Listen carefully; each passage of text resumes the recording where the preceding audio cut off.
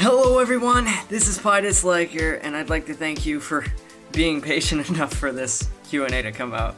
I've been working on it for a long time, and this is just part one. Part two I'm gonna make just quicker, but for the first part, I wanted to spend a lot of time making it just so I could show off my editing skills and provide a higher quality video than I normally do. So I hope you guys enjoy that. I'm not answering every question, so my apologies if I skip your question. I'm gonna answer most of them, but some of them I don't feel comfortable answering, and you know that's just how it is. But for the most part, I'm gonna answer most of the questions. So if you asked questions in the 4K Q&A announcement video, then yeah, it should be showing up in this, or one of them at least. Anyway, I thank you all for being so patient, and yeah, let's get this started. This is the My Little Pony part of the questions. These are the My Little Pony questions, and they're gonna be answered.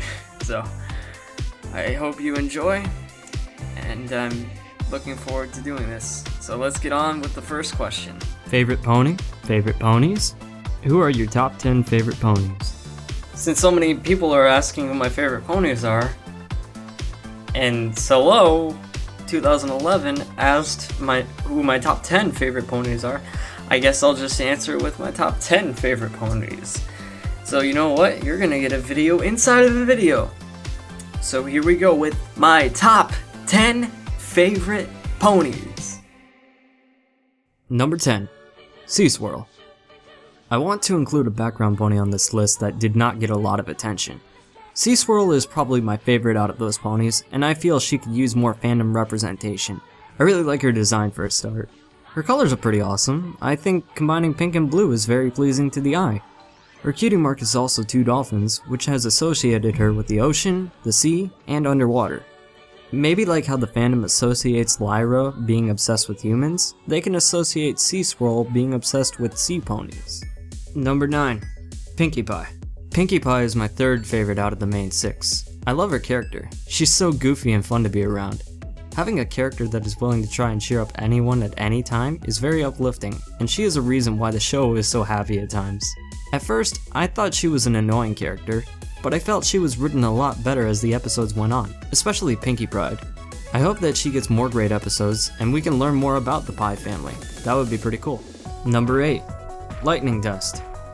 Lightning Dust is my favorite antagonist in the show. I really liked her appearance in Wonderbolt Academy. I thought she was a great rival to Rainbow Dash.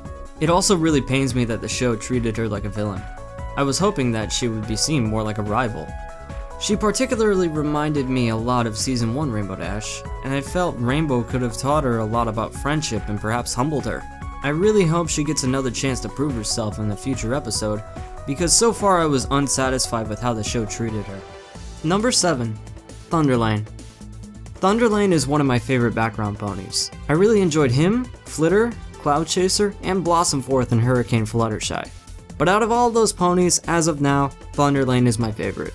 Thunderlane seems very competitive like Rainbow Dash and Lightning Dust, and is pretty talented, but also seems a lot more humble, which I can admire. I also like the fact that he has a little brother named Rumble, who is really adorable. I would love to see more of him in some of the Pegasi background ponies in the future. Number 6. Rarity. At first I didn't know what to think of Rarity, but as time moved on she really grew on me. She's my second favorite out of the main 6, and I really love some of her episodes. Suited for Success for a long time was my favorite episode, and it gave me a lot of respect for her character due to the lessons she learned. She wanted to make her friends happy at the cost of herself and her dressmaking abilities, and then in turn, her friends made her gala dress. It was really awesome to watch, and I also think she's very hilarious at times. Number 5. Sweetie Belle. Sweetie Belle is my favorite cutie mark crusader by far. I love the fact that she's a little rebellious against Rarity, isn't much like her, but still shows a lot of compassion for her sister. She's sometimes a sensible character, but other times she can be the one to make mistakes. For me, Sweetie Belle is the most relatable out of all the Cutie Mark Crusaders. I also think she's incredibly adorable, and if I saw her on the street, I would instantly get a heart attack. Number 4. Shining Armor. Shining Armor is one of the most relatable characters to me. I feel that his relationship with Twilight is a lot like my relationship with my sister. This is the image that my sister drew for me when I was having an extremely rough day. Before I drew an image of Shining Armor comforting Twilight, and she did the same for me in comparison. I have to say, this is one of my most treasured gifts of all time, and I keep it in my room above where my computer is, so that way I can look at it whenever I'm feeling sad, and it cheers me up a little bit. It's really special to me. I also think that he has a lot more personality than Big Macintosh, so he's my favorite older brother in the show. Shining Armor will always have a place in my heart. No pun intended.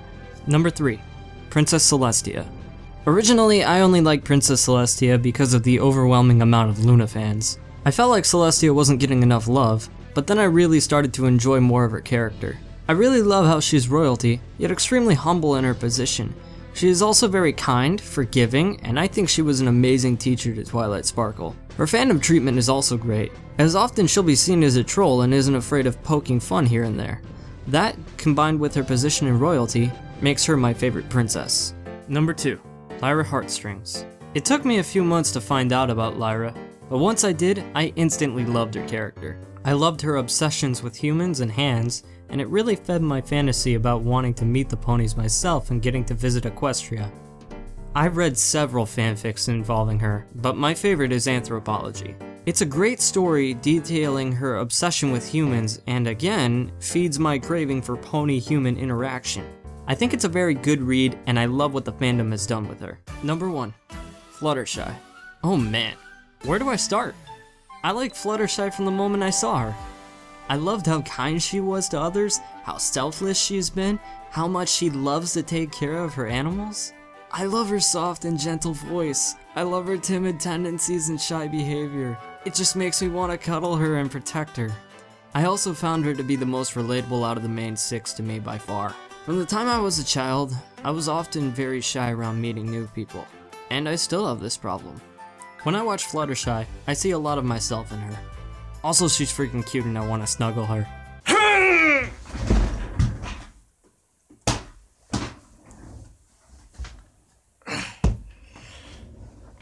Also, people wanted to know who my least favorite ponies were. Here's my top 3 least favorite. Number 3. Spitfire.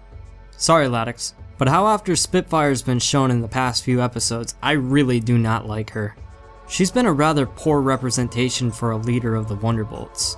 Rainbow Falls especially trashed her character, and I still haven't forgiven her for trying to replace Soren unnecessarily. Number 2. Cerie Polomare. I'm a boss ass bitch, bitch, bitch, bitch, bitch, bitch, bitch. I'm a boss ass bitch. Number 1.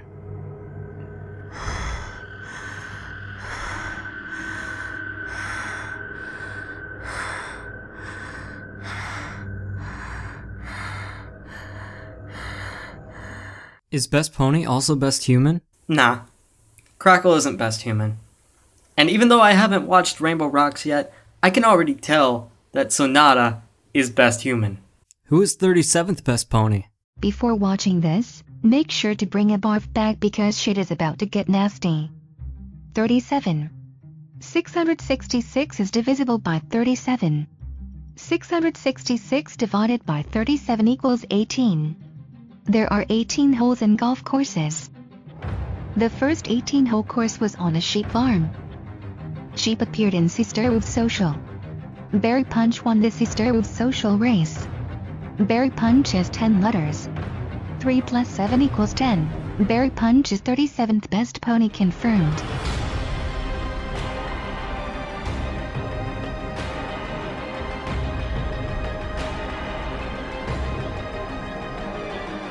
How did you become a brony?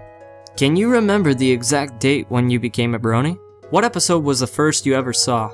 Before I was a brony, I started out as an anti-brony. This was due to a combination of me being weirded out by the idea that grown men like a little girl's show, as well as overexposure from the fandom. I couldn't escape MLP, no matter where I was on the internet. It was incredibly annoying and the fandom did not make a good impression on me at first. Eventually, I decided to give the show a chance and I watched the premiere. I wasn't very impressed with it, though I didn't think it was awful. I still didn't understand why the Brony fandom was as big as it was. Then I stumbled upon fan-made content. Friendship is Magic, bitch, along with others like the Pony.move series, made me appreciate how talented the fans of the show were. Afterwards, I wanted to find out what the original show staff thought about Bronies. They were actually very supportive of it, and that's when I started to really become cool with it. One of my friends showed me Turnabout Storm, and not only was I impressed by it, but I watched through all of the 3 videos that were out, despite it at the time not calling myself a Brony. At this point, I started actively looking for more fan-made content. On May 15th, 2012, I decided that I was a Brony. I joined Equestria forums and began looking for more MLP content, whether it was from the show or fan-made. Who's best Alicorn? Why do you like Celestia so much? Is Celestia your favorite pony? What do you like about her? Celestia is not my favorite pony, but she is my favorite Alicorn. Originally, I only liked her because I felt that compared to Luna, she did not get enough love from the Brony fandom. The more I thought about it though, I really started to like her character. I also had some friends that really liked Celestia, and we began to praise the sun together. What would you like to see in My Little Pony Friendship is Magic Season 5? More Alicorns! What would be the worst moves that could be made with G4 that would ruin the series for you? It would be very hard to ruin the series for me. I guess too many changes, such as lack of songs in the show or removal of slice of life episodes. What are your thoughts on the announced theatrical non-Equestria Girls pony movie for 2017? I'm going to try my best not to be hyped for it so I don't give it too many high expectations. Other than that, I'm not surprised that it's getting a movie, since MLP is so successful right now. Follow-up question, who would you like to see direct it? I don't know about directors, but I would love to see Amy Keating Rogers or M.A. Larson write it. Who would you like to do the music score for it? Hans Zimmer would be amazing.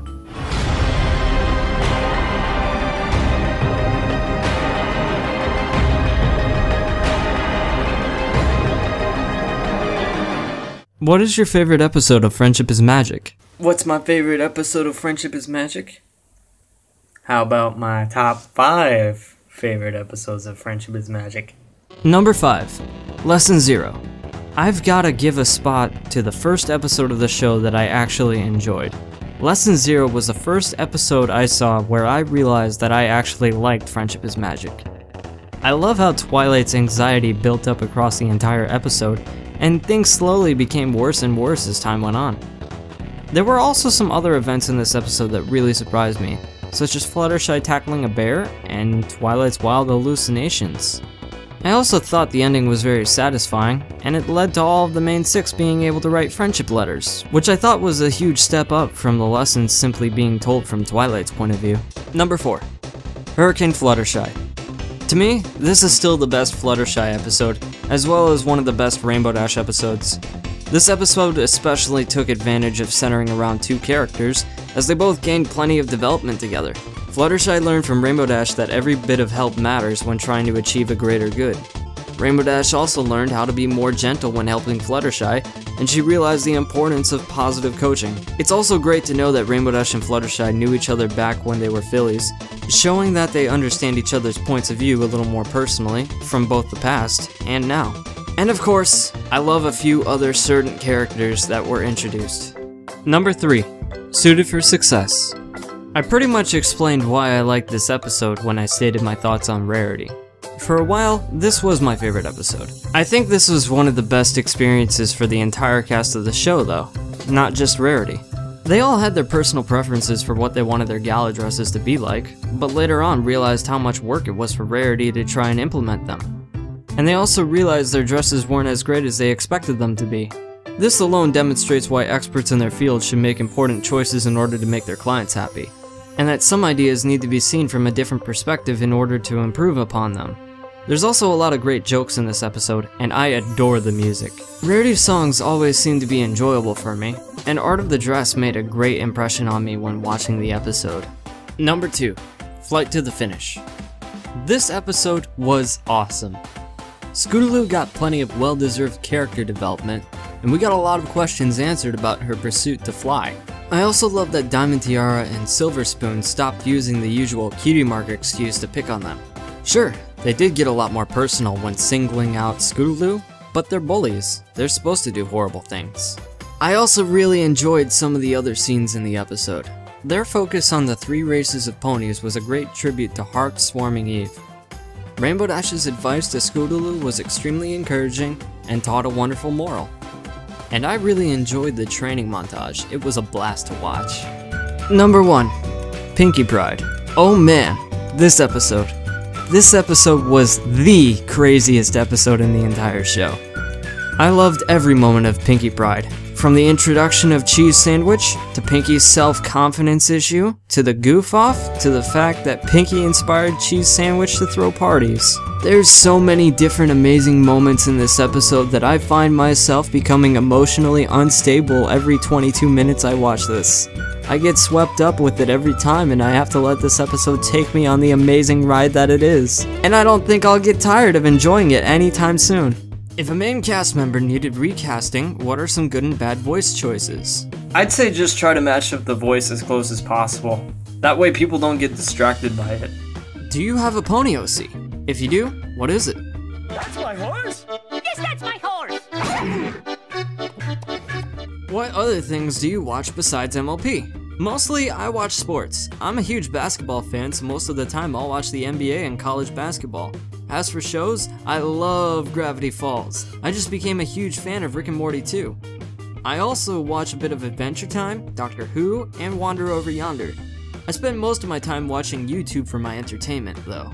Favorite Brony fanfic? Some of my favorites are Anthropology, You're Human in You, Article 2, The Strongest There Is, The Man with Two Names, When a Pony Calls, The Alchemist's Heart, which is the sequel to When a Pony Calls, Cheating Death, Abandoned Memories, and In Our World, Kindness. Least favorite Brony fanfic? As for least favorite, I don't like gore fanfics. If you don't like Pie, does that technically mean the Pie family is your least favorite family? No! The Pie family is actually pretty cool. How many licks do you think Pinkie Pie can do to get to the center of a Tootsie Pop? 1 lick. 1 very long lick. Thank you for listening through the whole Q&A video. Part 2 is going to come out, I don't know when, I haven't started it, but it's going to be much faster than this, so it's not going to take nearly as much time. But I hope you're looking forward to it, and I hope you're as patient as you were with this one, because, geez, this one took a while to make. But hey, at least we beat the 5,000 subscriber mark with this video, so yeah, I'm happy about that at least.